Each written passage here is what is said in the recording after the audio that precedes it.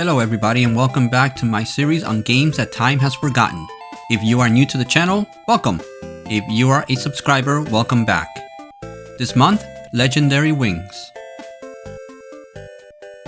Back in the early days of the NES, Capcom was known for making some pretty good solid platforming action games. Some titles like 1943 and Section Z offered a pretty good experience while others were So where would Legendary Wings rank? Let's take a look. It was originally released in the arcades in 1986, followed by an exclusive North American release in 1988. For some reason, Capcom never released it in Japan. Why? I have no idea. The story behind this title is simple. I mean, what were you expecting, a Chrono Cross type of story? It's a shooter, so I'm just glad someone even took the time to try and hash out a plot. So in the distant future, an alien supercomputer of some kind has been helping mankind achieve some great feats of accomplishments. But that same computer is now malfunctioning and is threatening all of mankind. Naturally, when stuff like this happens, the gods of Olympus jump in to help, right?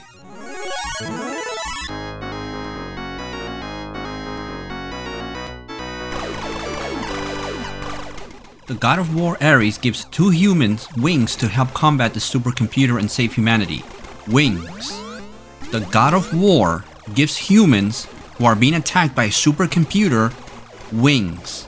Not super sophisticated guns, not explosive devices, no magical armor to protect them, just wings.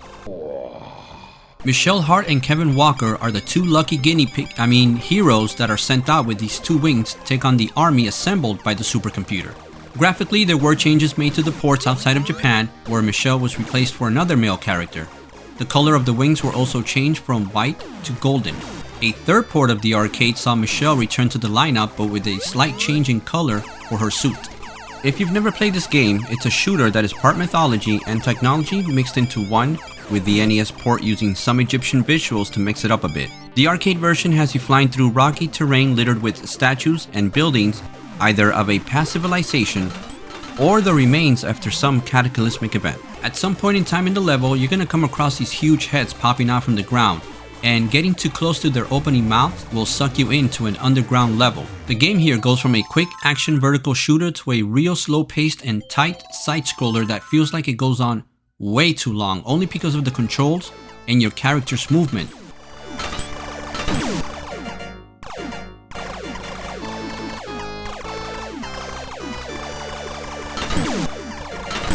It's almost impossible to get past these sections without dying a few times. If you manage to get to the end of the underground section, you have to defeat this small boss right here, and if defeated, you get to continue back on top.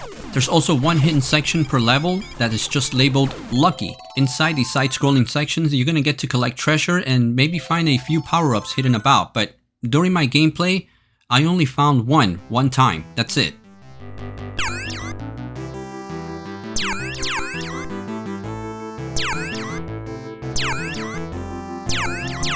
Power-ups here are shown as big P icons. Collect one and it increases your speed. A second one augments your firepower by 1.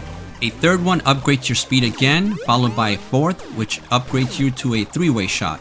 And a fourth icon will give you the best laser in the game, assuming you avoided being hit the whole time, because that's not easy. If I was coughing up quarters while playing this for this video, I would be out $10 by now. Getting hit by an enemy or hostile fire will automatically kill you and send you back to square one. Make that $11 now. You also have a missile shot that is able to hit ground forces, but unfortunately, it does not get upgraded with your normal weapons. And unfortunately, it is slow and takes a while to reload. There are a total of 5 levels, and the problem is, I can't make it past level 4, even after using save state on the emulator, and I'm running out of imaginary money.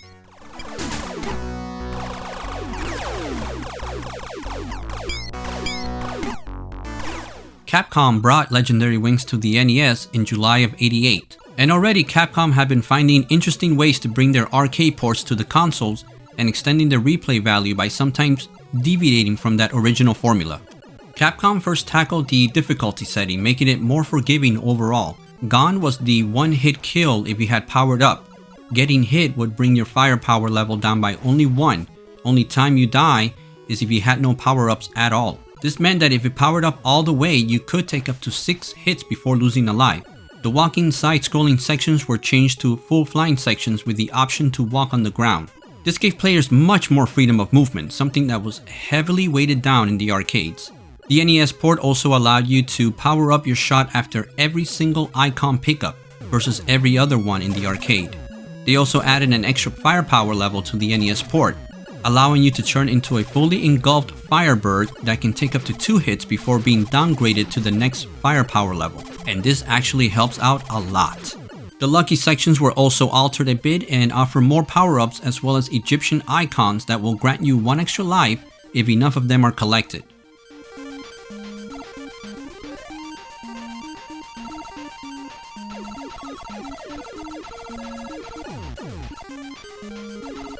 There are also hearts to be found in these areas. Make sure you collect them all since they provide you with continues for every one of them collected, but unfortunately they max out at 9, although I think 9 should be enough to get past this game.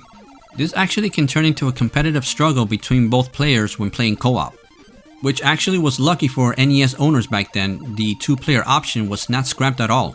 The levels changed up a bit, but for the most part stayed similar when it came to the gameplay overall. The overhead levels are there, with the mid-level underground sections and palaces all the same in terms of order. The graphics on the NES make good use of the colors available, with levels looking pretty vibrant as you can slowly see the backgrounds going from natural to a more technological look as the supercomputer's impact can be seen slowly taking over the world. You get to see a forest and a water level before you see more and more of a tech look in the later levels. That's a nice touch. The lucky sections got a makeover as well, implementing a more Egyptian look with the hieroglyphs and an overall pyramid style look as opposed to the dark and lifeless caverns you're gonna see in the arcades. The underground sections you are sucked into also change, with the NES ones being much more playable and fast paced. The end boss on the NES for these sections are worms that slowly burst out from all sides of a small secluded room, versus the arcade encounter with a small eyeball held in place by 2 pillars, which kinda reminds me of Metroid. On the NES, you also have to fight a dragon before entering each palace at the end of the overhead sections. In the arcade, there are no bosses to fight, only the 2 statues here on each side that require you hit them with multiple ground missiles. Defeat them, and you just land on the ground and proceed to enter. The palace sections also play out and look very different from the arcade. The end boss in this section is a rather large and disturbing looking spaceship with brain matter in the middle and eyeballs that shoot eyeballs. All the while, the front panel opens up and shoots small brain pieces at you. Oh man, this gets disgusting. The only bad part is that this right here is the same boss that you're gonna see over and over again at the end of every palace, except they change colors slightly and proceed to get large in terms of length on the screen.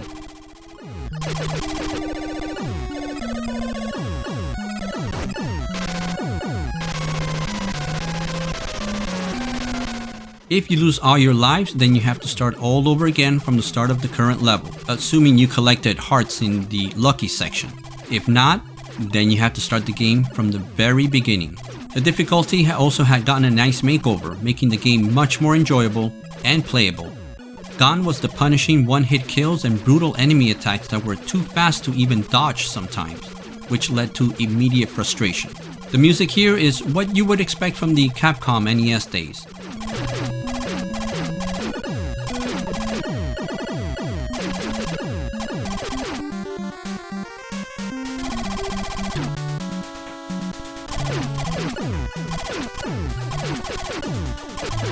Those tunes that you could hear from a mile away and immediately know it was a Capcom game. The lucky section has some of that funky music to boot, with that palace music having a more foreboding style that really mixes it up. I think this game has a pretty good soundtrack that not many people talk about when they bring up good solid NES music.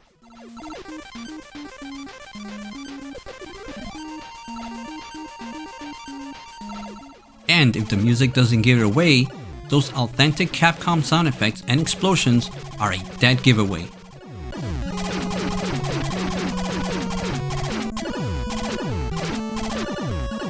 This right here is a game that my friend owned and we played co-op many times at his house. We never saw the arcade game in any of the places that we used to visit, so for us, Legendary Wings was a game that had originated on the NES and combined a shooter with Egyptian lore and a futuristic setting to create what we felt was a unique take on the genre. Back then when you said shooters, you immediately thought about space or a futuristic setting. Occasionally you would see a deviation from that, but I felt that Legendary Wings was a nice combination of genres that was not normally seen anywhere. I found out about this game only years later through emulation, and I thought to myself, I got lucky because if I had run into this back in the arcades, I would have lost a lot of money trying to play it. There is no password system here either on the NES, only continues, so you have to commit to this one from the start if you want to see the ending. After the NES title, we would not see any other sequel or remake of any type, or even a spin-off. The arcade would be included in arcade compilations on the PS2, PSP, and the original Xbox.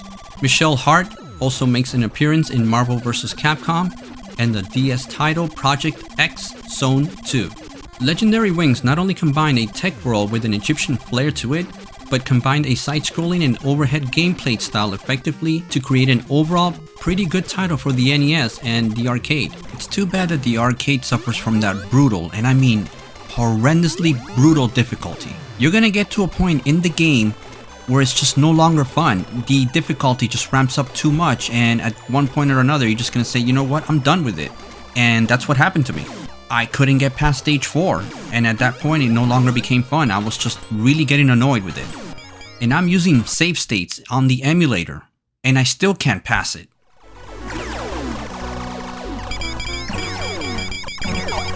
Will we ever see this world revisited by Capcom? Only time will tell. Just please Capcom, if you do, the difficulty, can you guys just bring it down a notch? Until next video, keep watching, keep gaming, and as always, take care of yourselves.